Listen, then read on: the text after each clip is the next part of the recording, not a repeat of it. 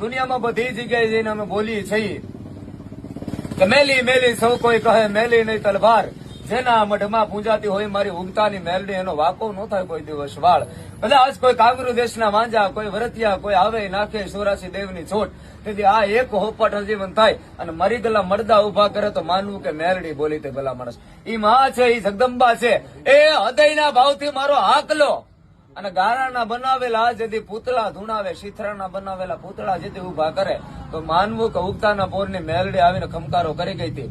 અને અમે બધું બોલીએ, માના બધાય ગુણગાન ગઈ, પણ દુનિયા જેથી અમારી એક વાત ન સાંભળે તેથી માને આવીને કહે છે, માડી મારી ઝીણ્યું રે વાતળિયું હાથે તો સાંભળી.